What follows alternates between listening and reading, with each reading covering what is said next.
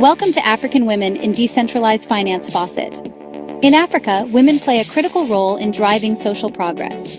They not only manage households, but also contribute significantly to economic activities, often in informal sectors. Despite their invaluable contributions, over 60% of women remain unbanked, facing obstacles in accessing financial tools and resources. Women are the custodians of One Health, a concept that recognizes the interconnectedness of human, animal, and environmental health.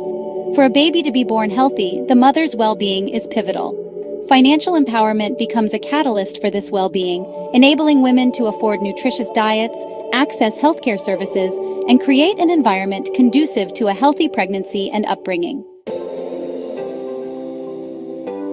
Empowering women financially is a crucial step in disease prevention.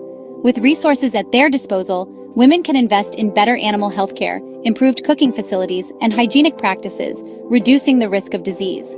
Financially empowered women can also invest in better sanitation, cleaner water sources, and improved housing conditions. This not only enhances immediate living conditions, but also contributes to long-term environmental sustainability and community health. Financial empowerment opens doors to education for women and their children. With access to resources, women can ensure their children receive quality education, breaking generational cycles of poverty and fostering a more prosperous society. Join us every Tuesday for our Learn to Earn sessions, where we empower women through DeFi, providing them with the tools and knowledge to transform their financial futures. Empowering women, transforming communities. Together, we can make a difference. Join our Learn to Earn programs every Tuesday. Check our website. Welcome to African Women in Decentralized Finance Faucet. In Africa, women play a critical role in driving social progress. They not only manage households, but also contribute significantly to economic activities, often in informal sectors.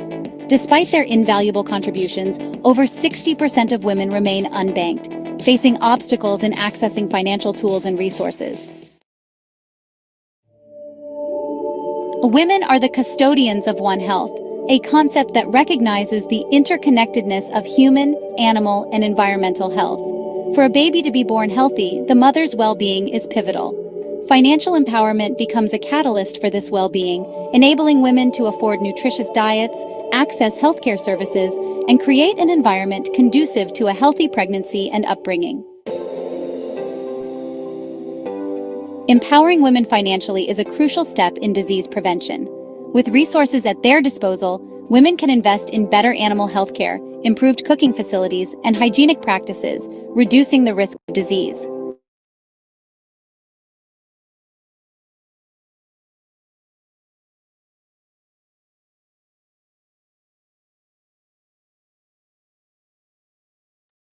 Okay, thank you very much, Frida, for that video. Good evening, everyone, and I hope you're doing well today. On behalf of Dolphin, I'll be introducing today's topic. So I hope all of us are ready for an exciting discussion. It's an absolute honor to welcome you all to this session on African Women in DeFi, where we're going to explore the intersections between decentralized finance and women empowerment across Africa. And our focus today is particularly timely and relevant: Actuate tokens and a career woman. The rapid growth of decentralized finance, or DeFi, presents a transformative opportunity for women, especially those striving to advance their careers and financial independence. DeFi has disrupted traditional financial systems by offering accessible, transparent, and inclusive financial tools in this revolution. Actuate tokens are also a powerful example of how technology can empower women to manage and grow their wealth while advancing their professional lives. Today, we will explore the Actuate token as part of the Actuate ecosystem and how it can serve as a tool not only for investment, but also for the development of human potential.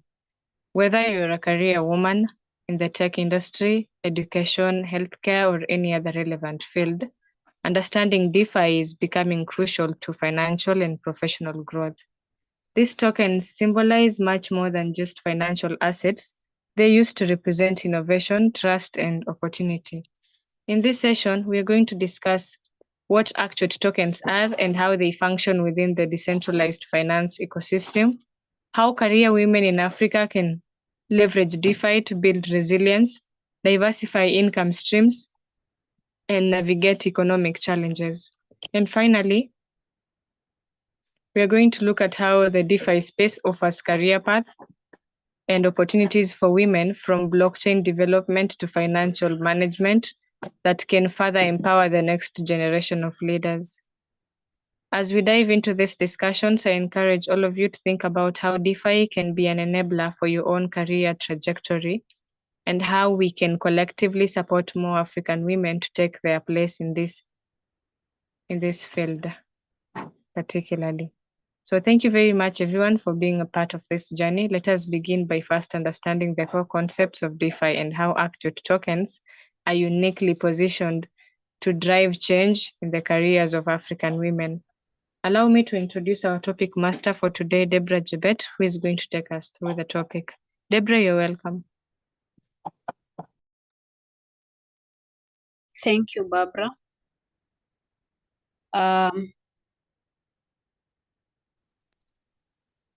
Today we're going to go through the Career Women at Actuate token, as we've been told by Barbara. It's a very interesting topic. Let me share my screen.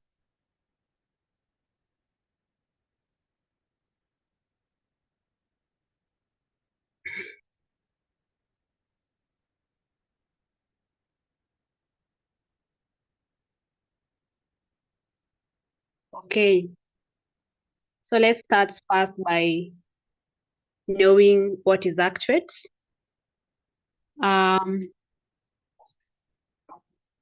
Actuate can be referred to digital assets that facilitate action on governance within decentralized platforms, particularly in the context of decentralized finance, the DeFi, and blockchain ecosystem.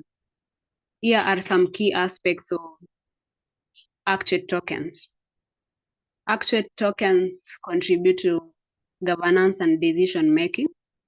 Actuate tokens often empower holders to participate in governance, allowing them to vote on proposals, changes, and improvement within the decentralized network. These democratize decision making and aligns with the principles of the decentralization. The second one is the incentivization mechanism.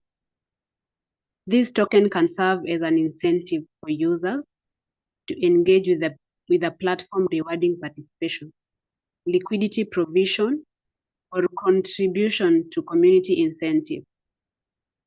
This encourages active involvement and strengthening the community bonds.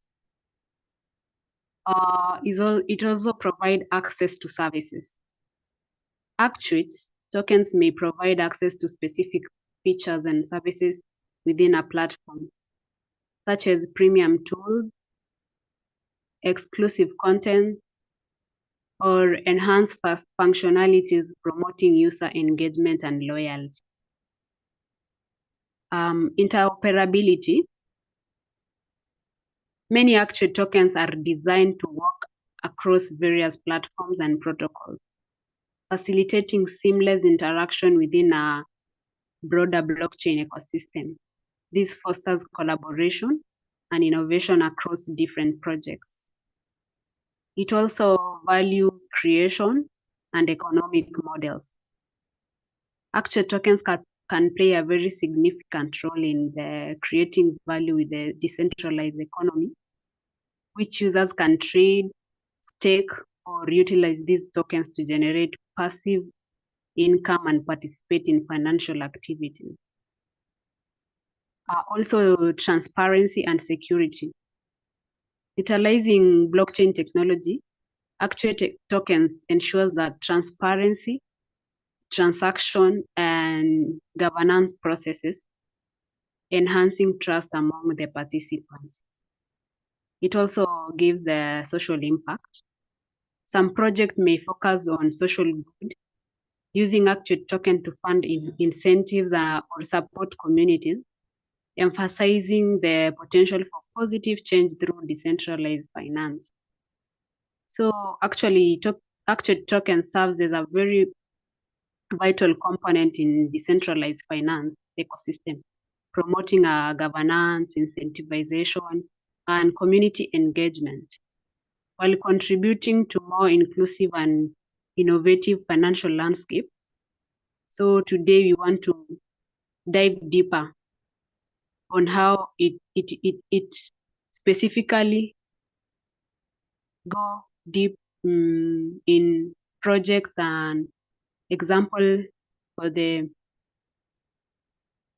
career women by providing them with the unique opportunities for networking, professional development, financial incentives. Here are the few key ways that can really help promote women.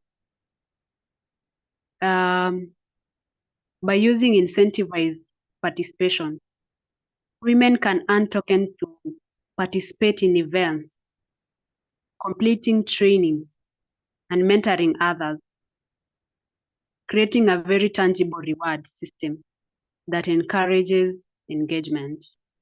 For example, the chamas. When women come together to create chamas, they mentor each other, they create event trainings and job opportunities. The second one is networking opportunities. Tokens can facilitate access to exclusive events, workshops, or seminars, helping women to connect with the industries and leaders and the peers, among many others. The third one is the skill development. Programs tied to token system often focus on skill building, offering resources and training that can enhance our career perspective. The fourth one is recognition and visibility. Earning and displaying tokens can serve as a form of recognition, showcasing achievements and commitment to professional growth. The fifth one is supportive communities. Tokens can foster communities that empower women, providing support and collaboration opportunities among the peers.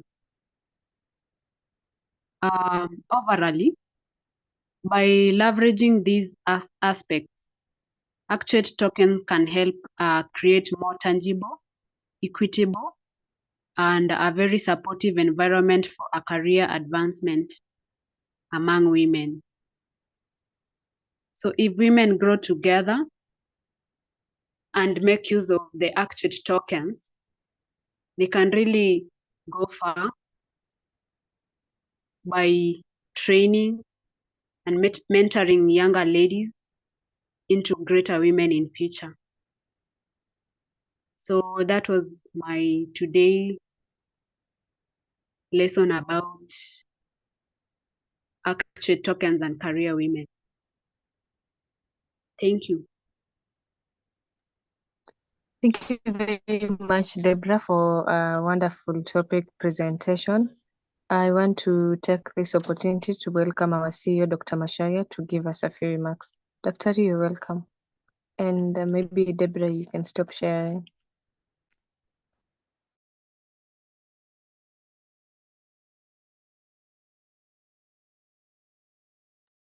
Doc, you're muted.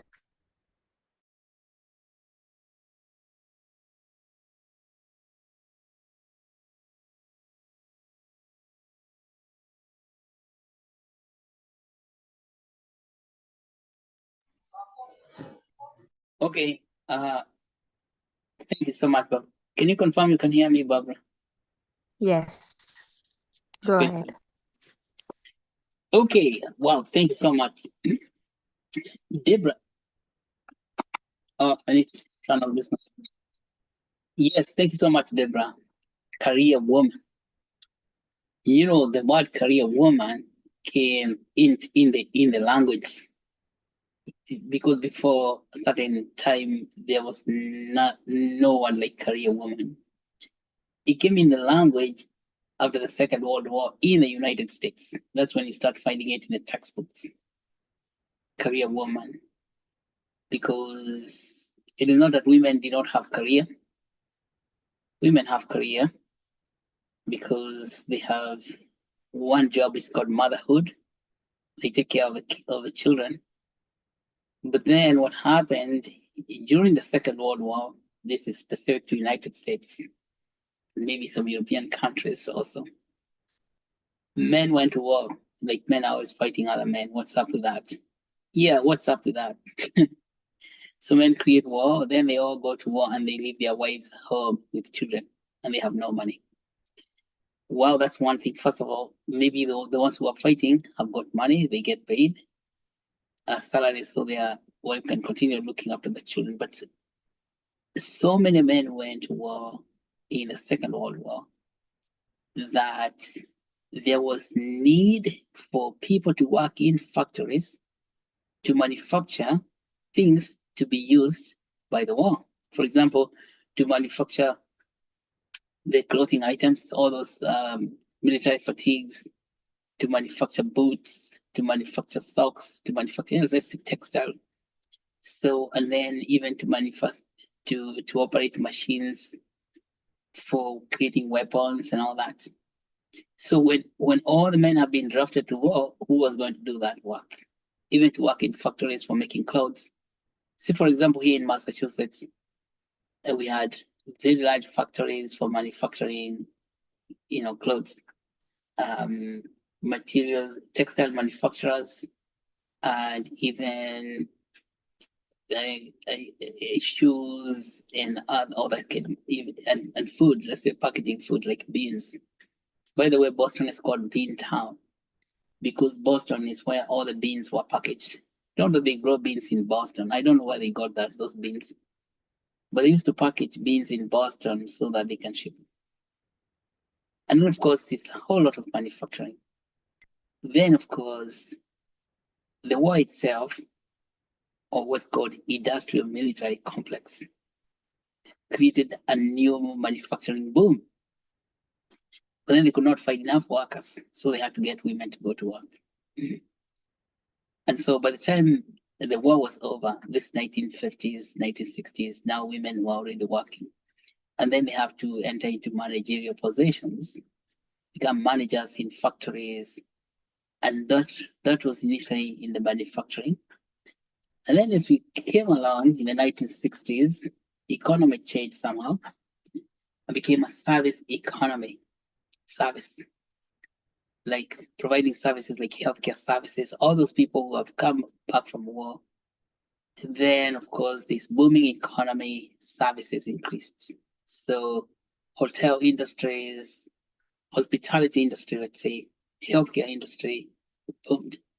And then you got a lot of women in the hospitality industry and healthcare industry working as nurses and others working as physicians. And then what else happened is that public schools,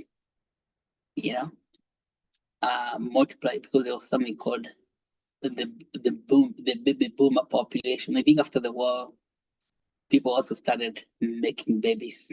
So you got a baby boomer population, which is this right after Second World War, which multiplies the number of children and the demand for public schools increased. Teachers, there wasn't enough teachers. See, before that, you could have one teacher as a man. There was only in a local schoolhouse, and he could handle the kids. But eventually, the schools now, it's not, the schoolhouse has multiple streams. If, for example, if you had one stream, like students, within 2 years, you are admitting students and they cannot fit one stream. They have to be split out into about 4 or 5 different streams. And so women entered the workforce in a very big deal. And so this term of career woman emerged. Now, what was going to happen to motherhood, or what happened to motherhood? Because the woman has to go to work. And then you see that thing settled. And then women now moved into big cities to work in large offices, like working at IBM. Because they went to school, they had to actually take some college degrees. And of course, you know the story. It now means that the more educated they get, women get, the more advanced they get in their career working in the particular service industry. So the service industry consumed a lot of women professionals. So in the beginning, in the 70s, it's still the beginning, it's the 70s when life began. It was very difficult for women to rise up in the corporate world. So there was a phenomenon that was described called the glass ceiling. Glass ceiling is when a woman cannot get promoted because she's a woman. And because, of course, one of the reasons why women were hitting that glass ceiling is that she has to juggle between looking after children. Because let me tell you, she did not stop becoming a mother, or she did not stop being a mother. So even if women were going into nursing, teaching, working in factories, motherhood never stopped. Okay. But see, this is the story of the United States. I don't think it applies a lot in many other countries because we did not have a similar progression. But the US is a very distinct story where women went into the workplace, into the workforce in large numbers, particularly the baby boomers.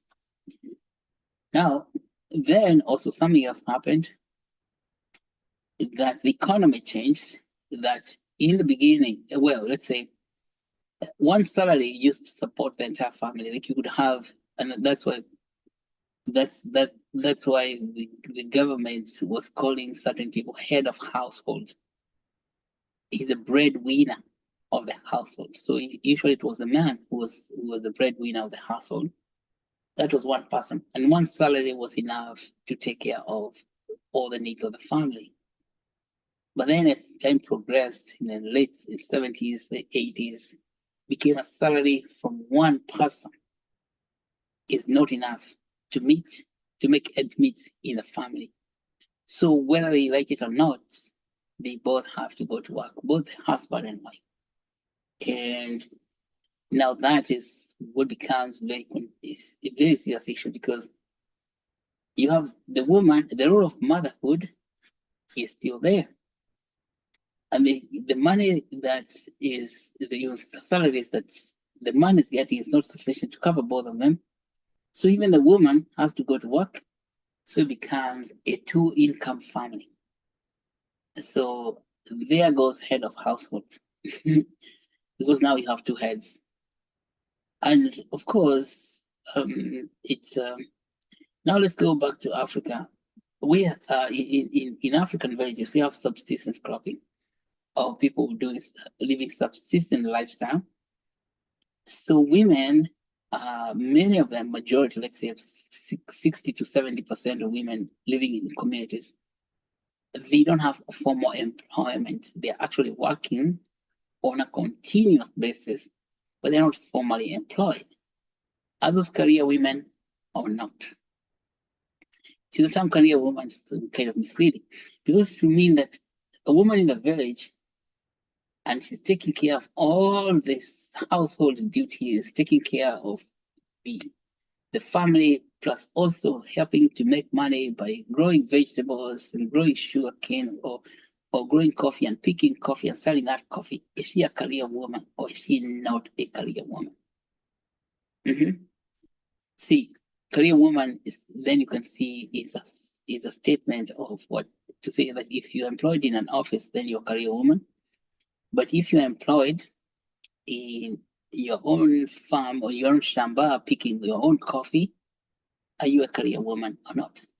And I would say, I want to say that you are a career woman, whether you are employed in an office or you are employed in you're self-employed. Let's say self-employed, because that concept of being self-employed, like picking your own coffee, grazing your own cows, milking your own cows, selling your own eggs, that was not considered career, in academic literature, but that's academia. Forget the academic people.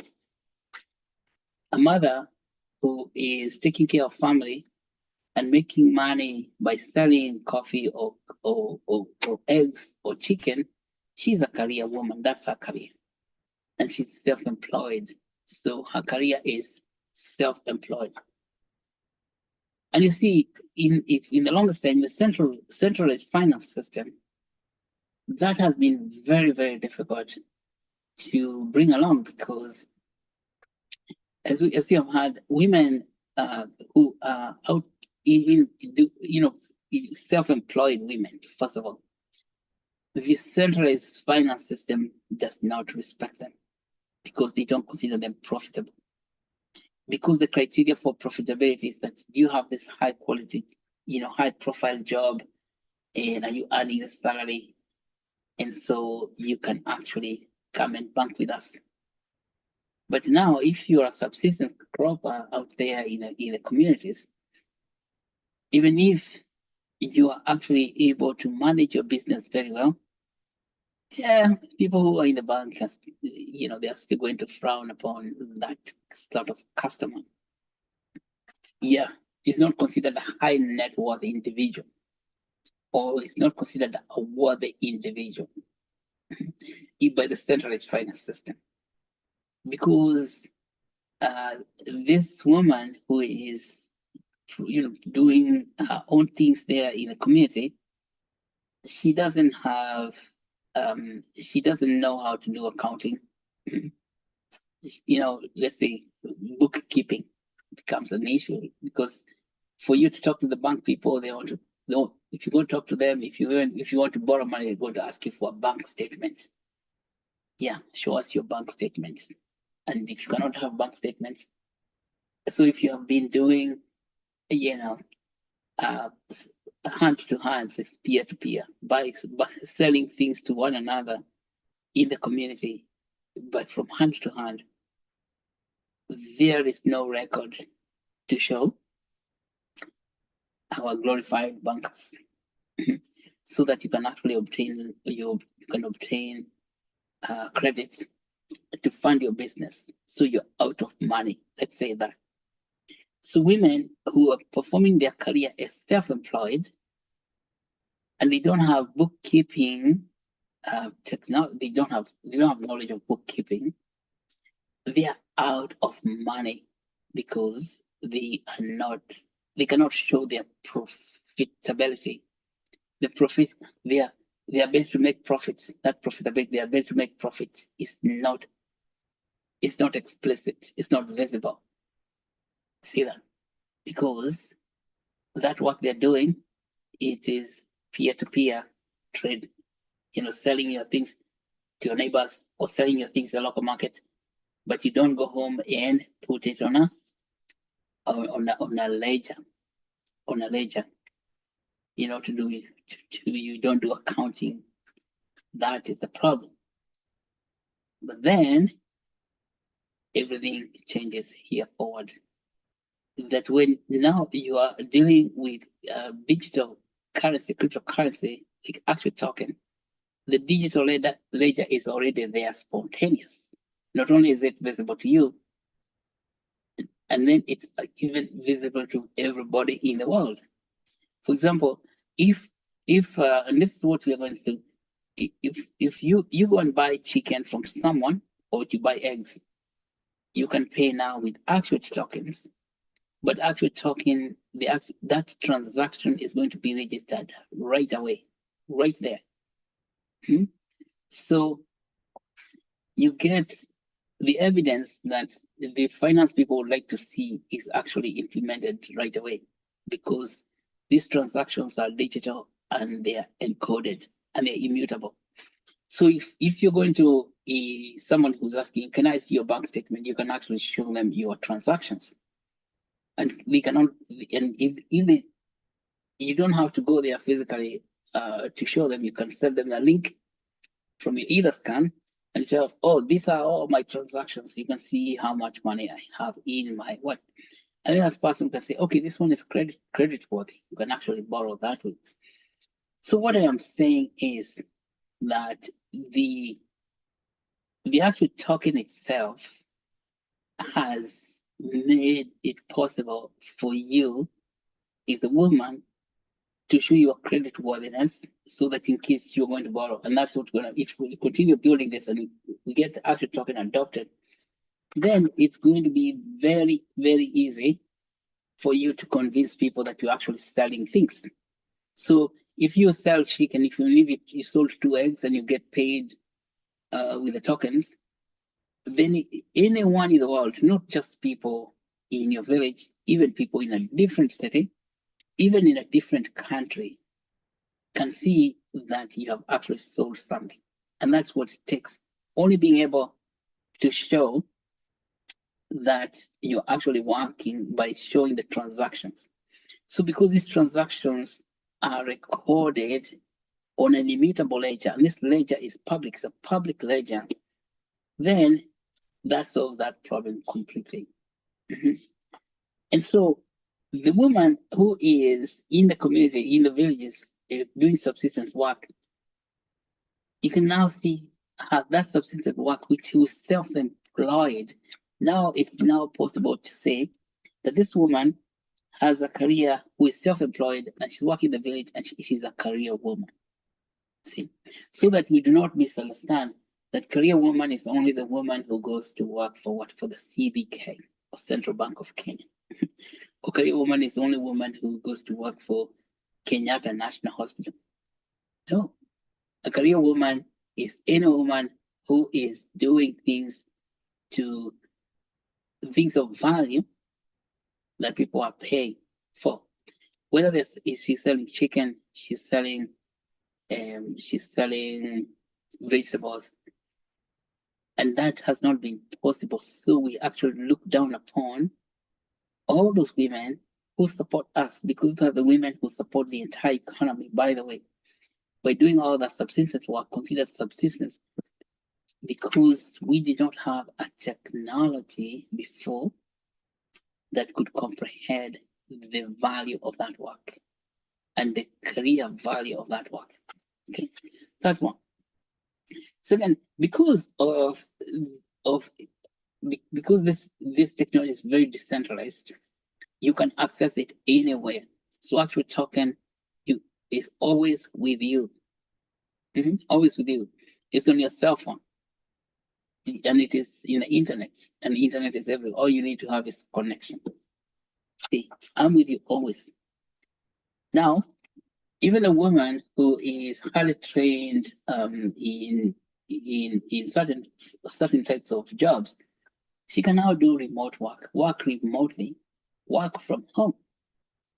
And when she's working at home, she can now take care of her children. She can now practice her motherhood. Because with this new economy, which is on the information system, which enables remote work, it means that you don't have to get into the vehicle in the morning or into the transit to go to an office in another city or in another town. Say like get from Gong to Nairobi, CBD, but you can stay at Gong and be as effective, even more effective than the person who has to take a whole matri from Gong town to go all the way to Nairobi to work. So all that time that you would spend sitting in a matatu from Gong to Nairobi, which can be an hour, and sometimes even 2 hours, even 3 hours when there's traffic jam, all that time you are at home and you get so much accomplished. So you can see the career of the woman, the dynamic is changing completely. That now, that time you would be in the matri, you will take care of the family, You'll feed the children. You are with them there, so they actually know you are there. The children are with you, and you can now monitor the growth and development of your own children without having to leave the house. Yeah, and when you get tired, you get up, you want to take a walk, you go and take a walk with your own children. And when you get hungry, you cook your own food, so you'll not be eating out there in the kibanda in town, because that is what the tokens, this token economy is doing and it's going to do. That it makes remote work possible.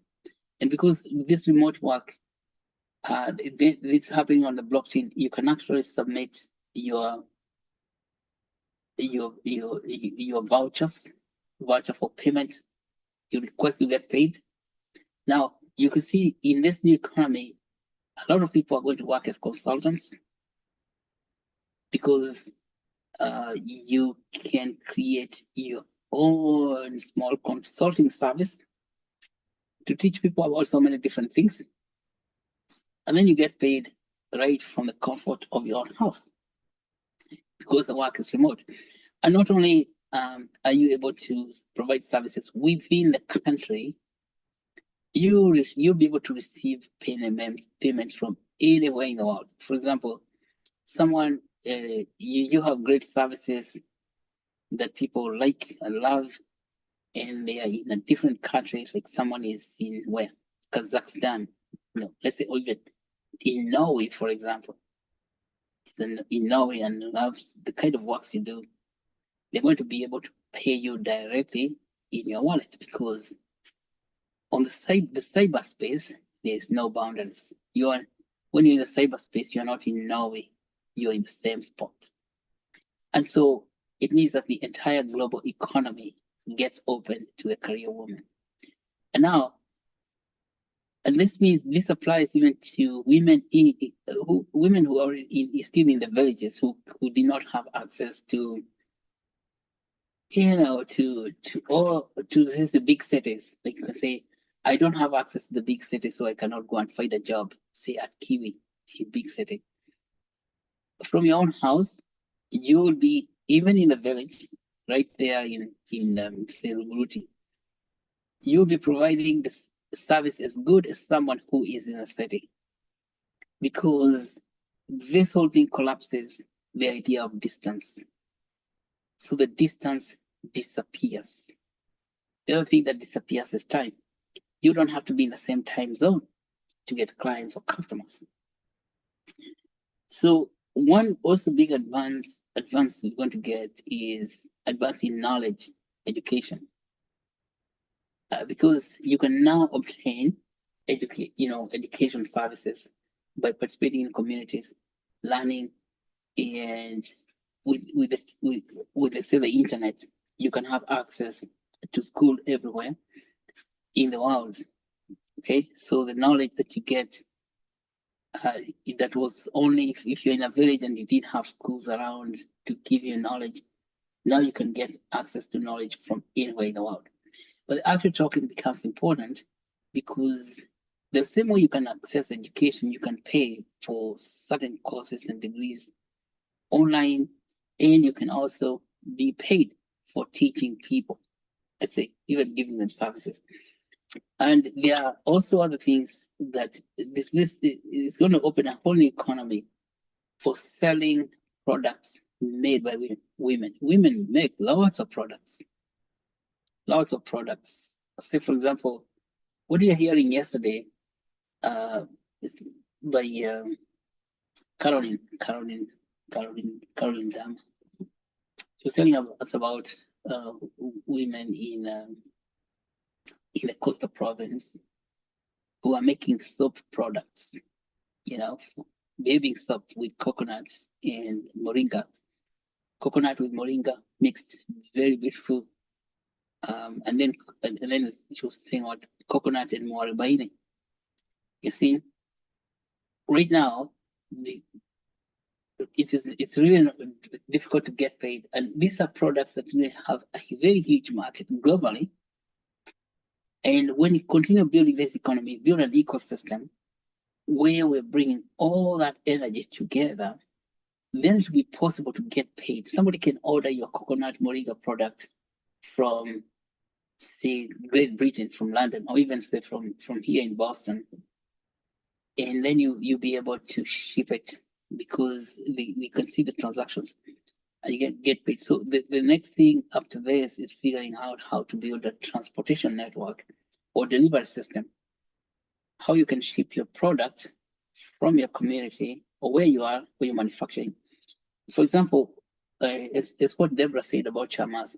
So women in chama train one another, but the important thing is to train one another how to take advantage of these new currencies so that you can build your own economy to translate your own knowledge. For example, what they're doing there in Kilifi, manufacturing soap products that now can be shipped into other destinations and get paid. And for this to happen,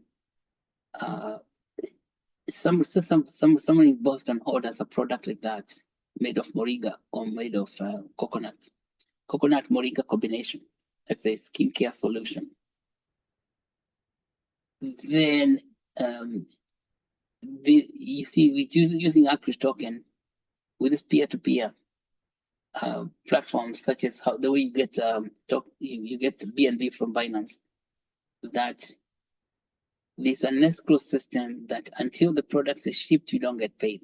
See, so you can, and this is what you're going to do. Smart contracts are going to come where when you ship a product, the money is put in escrow. When the person receives it, on the other side, he releases the escrow and the money comes to you. See? Because it's possible to do that today. So creating such an escrow system is not complicated. So that you are now able to sell things not only to local people in your neighborhood, but you are able to sell people, you're able to sell products to people who are far, very, very far away, even in different countries. Yes. What does that do to the career woman? Makes her very wealthy. Very wealthy, and now she can meet her basic needs. And when that happens, then you see the family improves, because when a woman is earning money, then there's going to be enough food for the family, and the family is going to live happily ever after. So I'm thinking the career woman traditionally has been the woman who leaves the house. Listen to this. The career woman, the traditional sense, was the woman who left the house to go somewhere else to work. That is going to be no more. So Actuate token is going to make any woman who is doing the work of value a career woman. See, that's what decentralization is about. So Actuate token is going to make any woman who is willing to work a career woman. It doesn't matter where she is. She doesn't have to leave her house.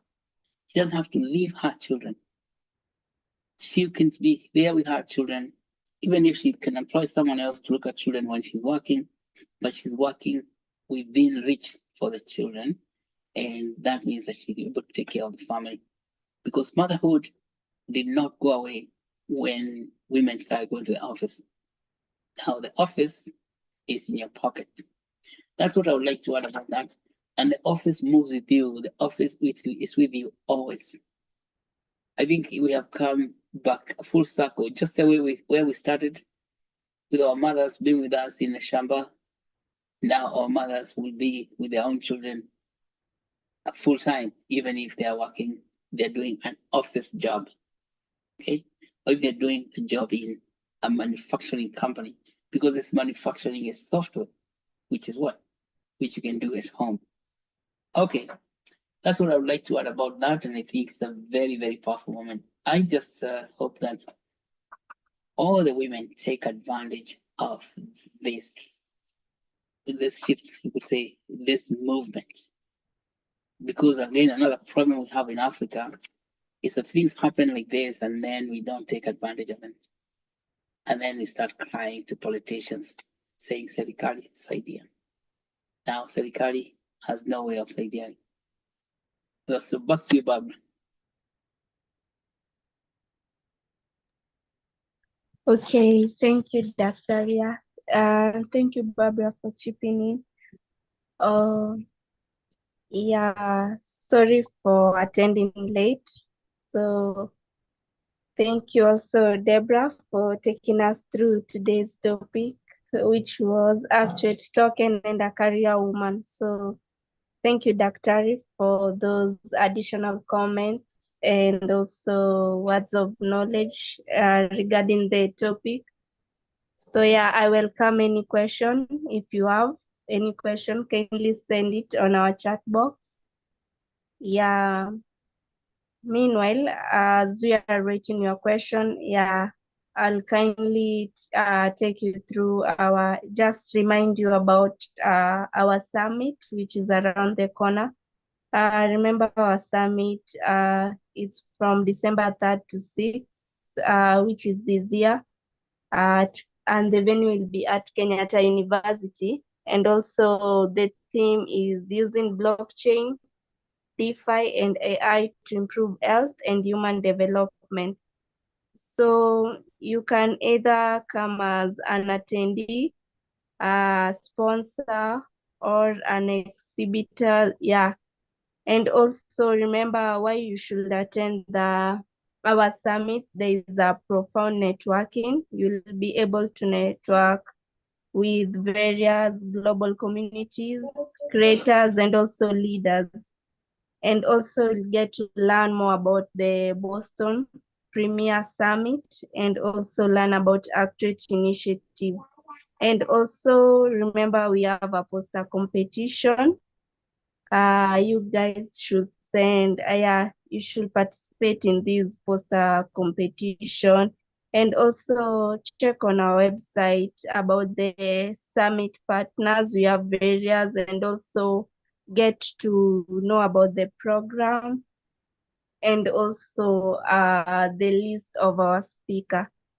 So yeah, I remember to go on Google or Chrome and search Actuate Nation, or Actuate Nation, and you'll get to see our website. There you can go through all of them, and also there you can register as an attendee. Yeah, so yeah, that's all. Dr. Do you have anything to add regarding that? All I say that register today, everybody register, must register now. You know why it's important to register? So we get a head count. We get a head count who's coming. Now, this is about 4 weeks away. We need to know if you're going to provide food, how many people are going to be there. You see, the unfortunate thing about our people in Kenya, they are last minute people. They want to come at the very last minute and then say, okay, I'm here. And then if you show up the very last minute and you didn't register, then there's not going to be enough food for everyone, which is now what. So register now, okay? Make it easy for Actuate itself and make it easy for yourself.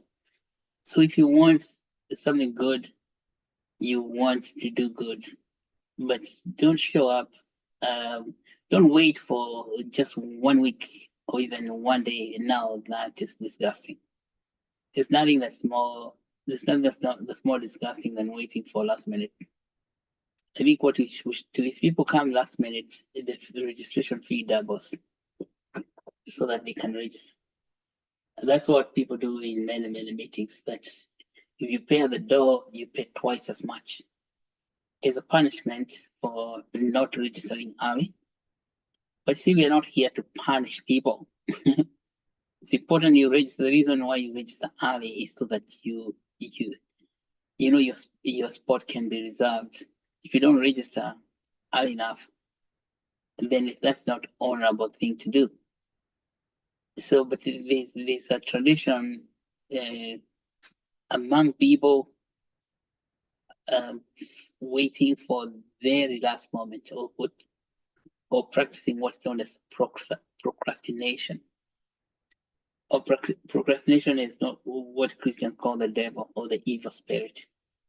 Yeah, you do not want to admit that one. Is the prince of darkness because it causes trouble. So what I'm saying that do not procrastinate, register now. The summit itself has gained serious momentum.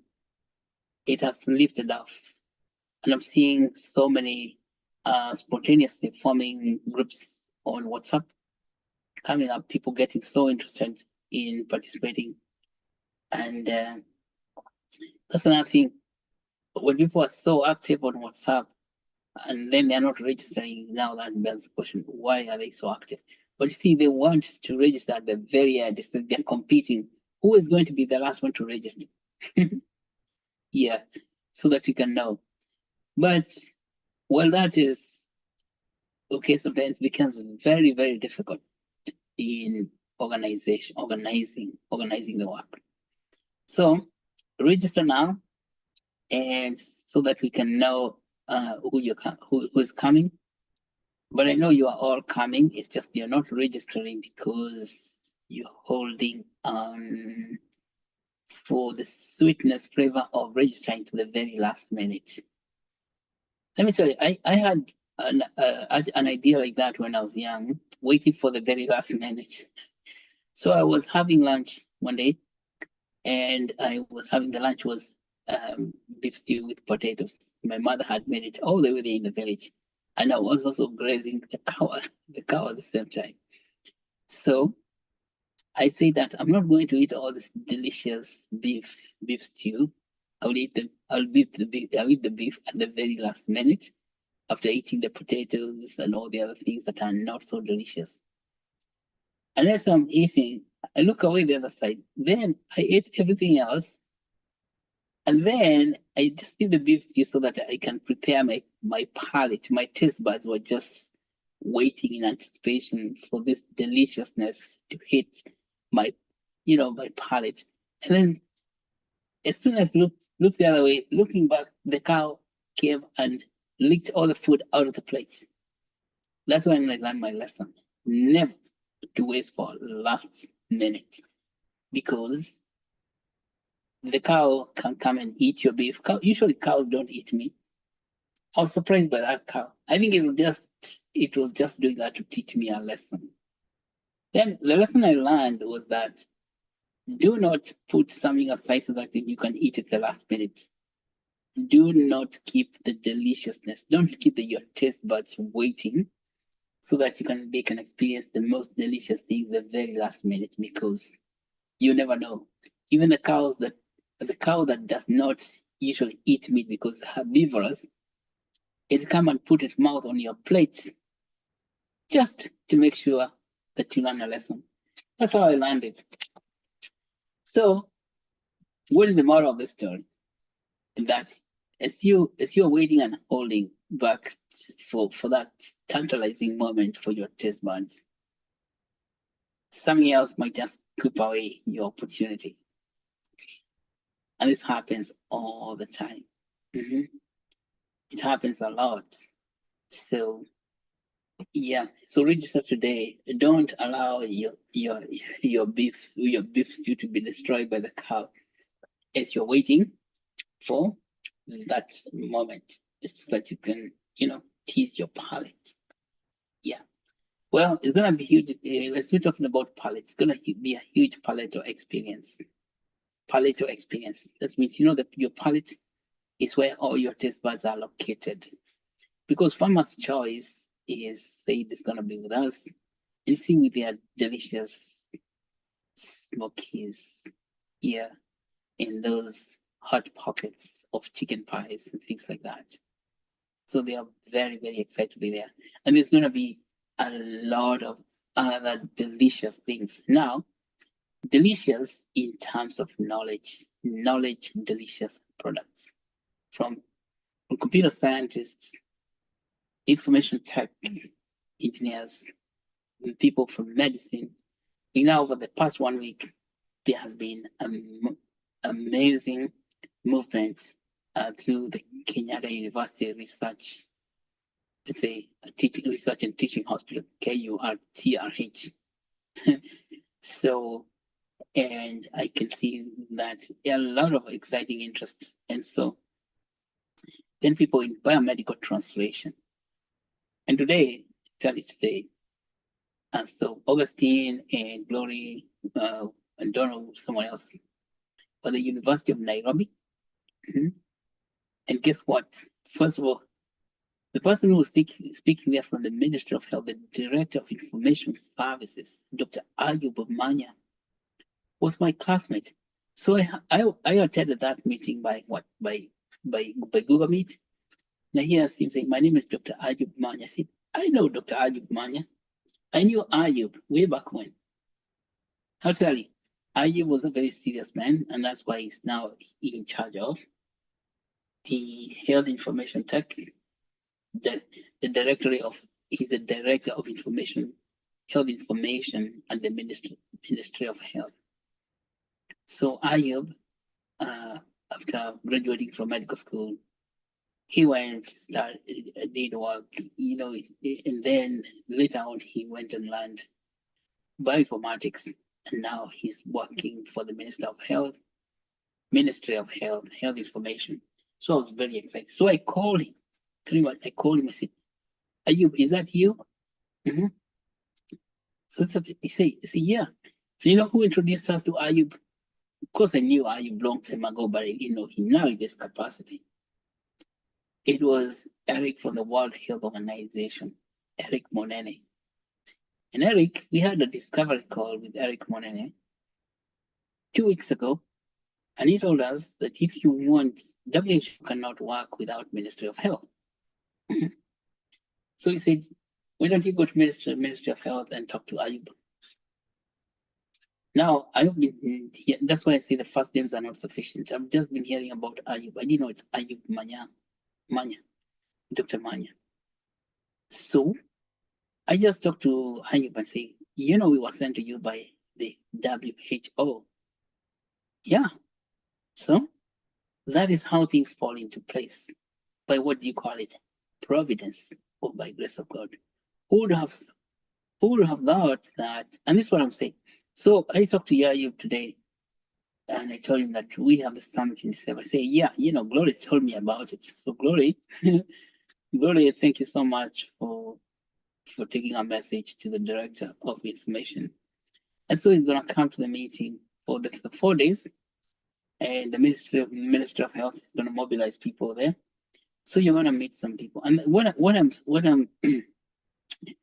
I'm telling you is how you build your career. Because when you are graduating from medical school, nobody knew what you're going to do. Okay? And you can see people have grown. And so you stay focused. You stay focused. Stay focused. And I can tell you, my Father in heaven, let me tell you the way Jesus Christ says, my Father in heaven will give you whatever you ask for. All you have to do is you stay focused. Stay focused, and that's how it's going to build up. Because surprises you when you look later what has happened in terms of career advancement. And this is how you do it. You just stay focused. You want to have one mind, a single mind focus. It is not that you need to have anything extraordinary. It's just doing ordinary things extraordinary well. So Ayub told me that he has been working for the CDC, Center for Disease Control for United States. He worked for the World Health Organization. Before now, the Ministry of Health, I think it's Mr. Rujo, appointed him to this position of Director of Health Information System for Kenya. That is serious business, okay? And so even Mr. Mark, Dr. Mark, what's the last name? Can't remember, from Duke University, talked about his career. He said that he went to medical school, but he didn't even know what to do with it. So, what did you say? He started off with mathematics.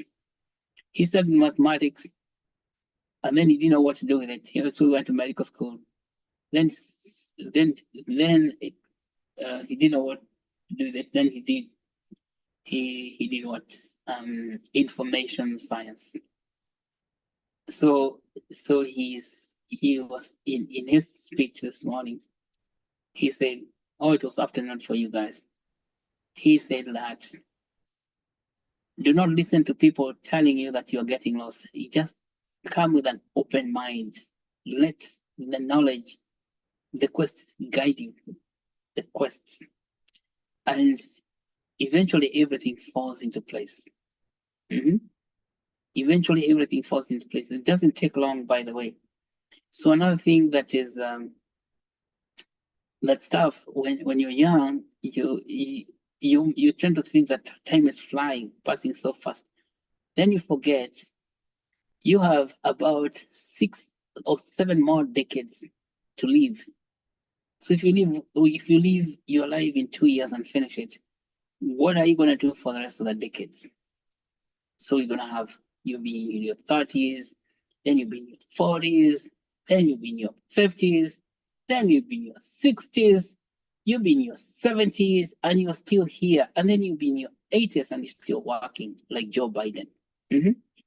So do not be in a hurry. Stay put and stay focused. There's no rush. You don't have to be a millionaire within a year. You are already a millionaire right now. Because it is written, in my Father's house are many mansions. If it were not so, I would have told you. Okay? John 14, verse 2. My Father's house are many mansions. If it were not so, I would have told you. All you have to do is practice patience. And I'm going to find a place for you. Okay? And when I find it, I'll come back for you. Now read John 14 and read that message very carefully. In my Father's house are many mansions. If it were not so, I would have told him. I'm going to prepare a place for you, and then I'll come again and take you with me to my Father's mansion. See that? Are you understanding what it's saying?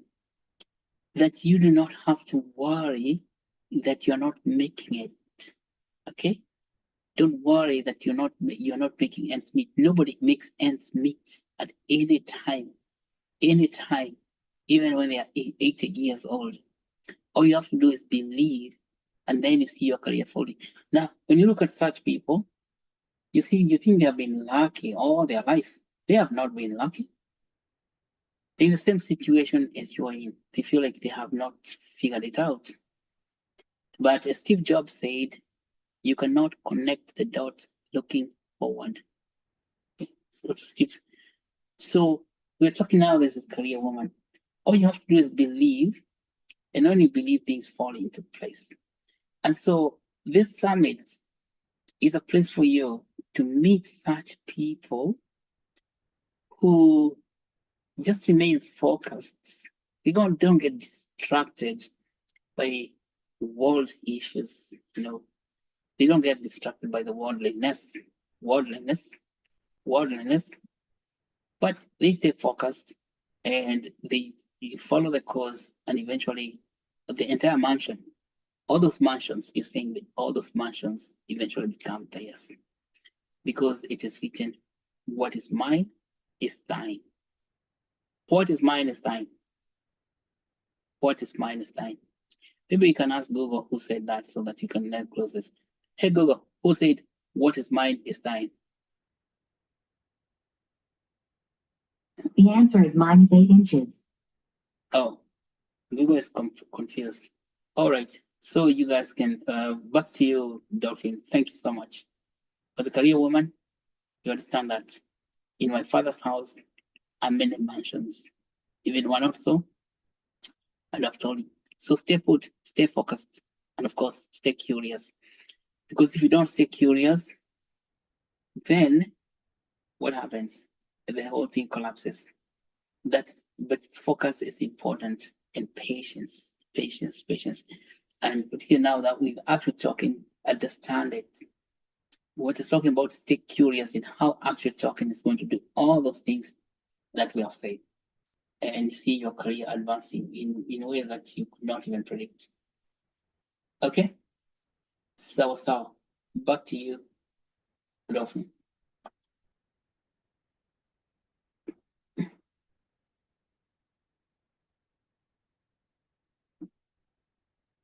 Well, Dolphin dropped away, is it? Am I the one who dropped? Who dropped? Okay. So, Barbara, are you there? I'm not there. Yes, I'm in the meeting. I'm checking to see if Dolphin dropped, but I think she already shared the attendance form. So maybe we can have people filling the attendance form, and then I wanted to announce that we have our mental health session tomorrow at 8 p.m. and everyone is welcome to join by Dr. Ombane.